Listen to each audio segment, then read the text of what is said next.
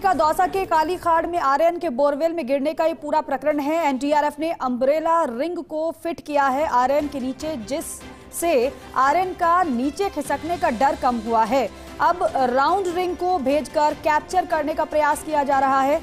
NDRF का ये प्रयास अगर रंग लाता है तो जल्द आर्यन को बाहर निकाला जा सकता है, क्योंकि कल से लगातार बच्चे को बाहर निकालने की कोशिश की जा रही है। लक्ष्मीकांत हमारे सहयोगी हमारे साथ लाइव जुड़ रहे हैं, उनका रुख करते हैं।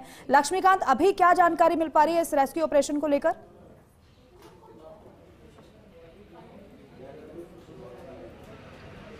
देखिए, बिल्कुल लगभग 20 से 22 घंटे इस रेस्क्यू ऑपरेशन को चलते हुए हो चुके हैं और बड़े स्तर पर यहाँ पर प्रशासनिक लवाजमा यहाँ पर जमा है, जनप्रतिनिधि हैं वो यहाँ पर जमा है और मशीनों की मदद से पैरेलल खुदाई का जो काम है वो भी लगातार बदस्तूर जारी है। और इसमें जो सबसे बड़ी और राहत की जो खबर है वो हम दर्शकों को बताना चाहते हैं कि आर्यन को वो नीचे ना खिसके, उसको लेकर के एक अम्ब्रेला रिंग जो है वो नीचे उसके फंसाई गई है, जिससे उसके नीचे चले जाने का जो डर है वो कम हुआ है।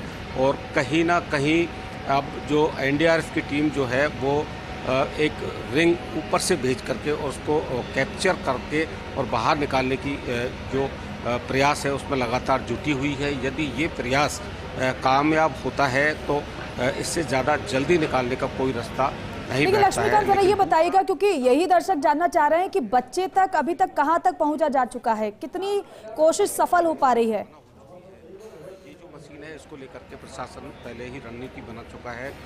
लगभग 4 फीट पैरेलल जो है, ये 4 फीट व्यास के अंदर अलग से एक जो बोरवेल है उससे लगभग 1 से 1.5 मीटर की दूरी पर एक अलग से ट्यूबवेल बनाया जाएगा और उसके अंदर जो एक्सपर्ट हैं उनको कैप्सूल में बैठा करके और सुरक्षा।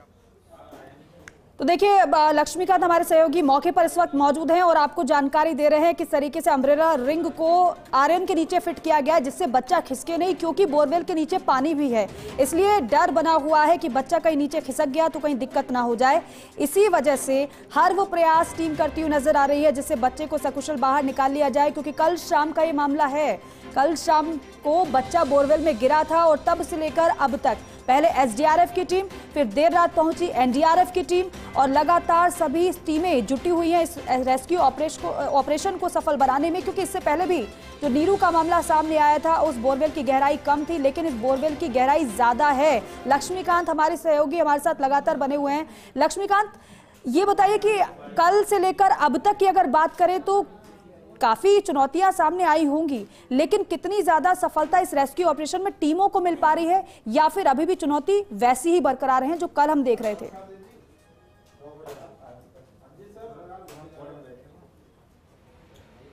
देखिए, बिल्कुल चुनौती लगातार जो है वो बरकरार हैं, लेकिन जो राहत की बात है जो वो ये है कि आर्यन को नीचे नहीं खिसके, इसको लेकर के जो एनडीआरएफ की टीम का जो प्रयास था, एक अम्ब्रेला एक उपकरण बना करके नीचे डाला गया था और उसे ऊपर से ऑपरेट करने के बाद में आर्यन के नीचे उसको फिट किया गया है, जिससे ये जो डर है कि वो और अधिक नीचे या जो पानी की जो संभावना इस बोर के अंदर बनी हुई है उसके अंदर पानी के अंदर जाने से उसको रोका गया है। तो ये कहीं ना कहीं एनडीआरएफ की एक बड़ी उपलब्धि है।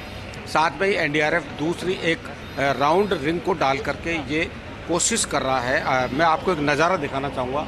ये जो एनडीआरएफ के जो अधिकारी हैं वो लगातार जो राउंड रिंग फंसा करके और उसको जो आर्यन है उसको कैप्चर करने की कोशिश कर रहे हैं। लगभग सुबह से इनका जो जो रेस्क्यू ऑपरेशन है वो बदस्तूर जारी है।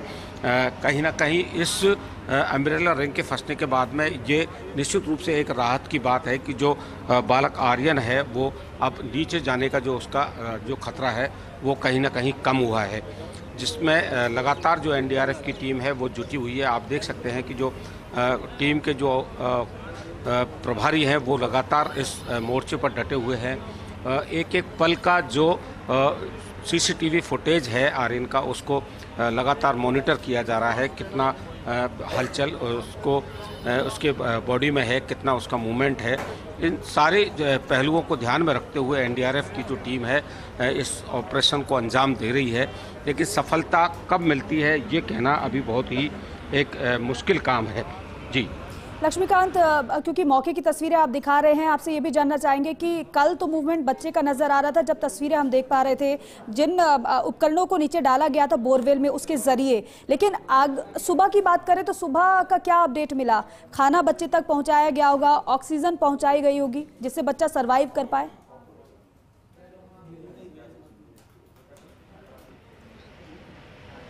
देखिए, बच्चे को गिरे हुए 18 से 20 घंटे हो चुके हैं, तो उसके जो मूवमेंट्स हैं वो बिल्कुल कमज़ोर पड़े हैं, स्लो हुए हैं। चूँकि सुबह अर्ली मॉर्निंग जो है 3 से 4 बजे के आसपास जो मूवमेंट थे वो काफ़ी थे। उसके हाथ के हिलने की जो गति थी वो सीसीटीवी कैमरे में नज़र आ रही थी।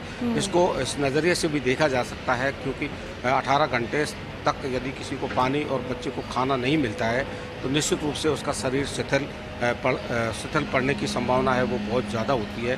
तो ये कहना कि वो किस स्थिति में है वो परफेक्ट कहना बहुत मुश्किल काम होगा, लेकिन जो अधिकारी और जो एनडीआरएफ की जो टीम है उनका ये मानना है कि कहीं ना कहीं उसकी जो एक्टिविटीज़ हैं वो थोड़ी स्लो हुई हैं, तो निश्चित रूप से उसकी बॉडी की जो एनर्जी है वो कमज़ोर पड़ती जा रही है, वो काफ़ी घबराहट में है। हमारे साथ स्थानीय जो एडिशनल एसपी हैं उनसे हम बात करेंगे कि किस तरह का मूवमेंट अभी देखा जा रहा है। सर, जैसे लगातार आप भी मॉनिटर कर रहे हैं, किस तरह का मूवमेंट बच्चे का है, क्या है? देखिए, बच्चे का मूवमेंट सुबह 4-5 बजे तक खूब देखा गया था।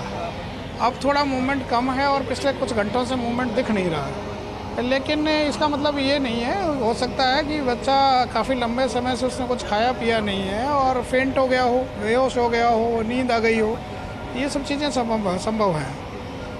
चूँकि इसमें अब ऑपरेशन में टाइम तो लग रहा है, लेकिन इस बीच एनडीआरएफ अपने उपकरण डाल करके और उसको कहीं ना कहीं कैच करके निकालने की ये तो कहीं ना कहीं एक अच्छी खबर मान सकते हैं कि अम्ब्रेला उपकरण भेजने के बाद में उसको नीचे खिसकने की जो संभावना है उसको बहुत देखिए, रात को जब ऑपरेशन किया जा रहा था तब ये देखा गया था कि जो बोगी, इन्होंने स्थानीय भाषा में जिसको बोगी कहते हैं, वो डाल रखा है, उसके एक तरफ बच्चा है, दूसरी तरफ का पोजीशन खाली था। तो संभावना ये थी कि अगर इसको पकड़ने का प्रयास किया गया तो हिलने डुलने से बच्चा नीचे गिर सकता है, क्योंकि नीचे 7-8 फीट नीचे पानी है।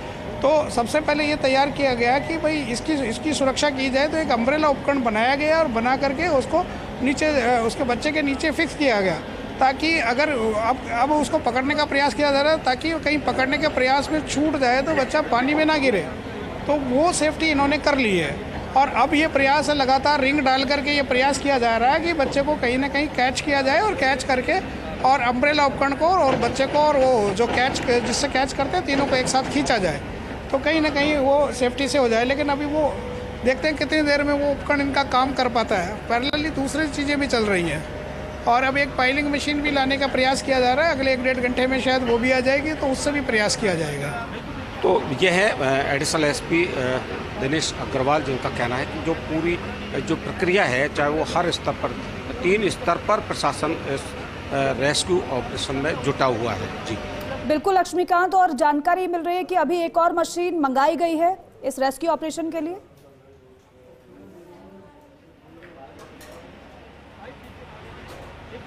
बिल्कुल, देखिए, हमने दर्शकों को बताया था कि जो पेलिंग जो मशीन है वो बहुत महत्वपूर्ण मशीन है, क्योंकि बोर की जो गहराई है वो 150 फीट गहरा है बोर, और जिस स्तर पर बालक फंसा हुआ है वो गहराई बहुत अधिक है।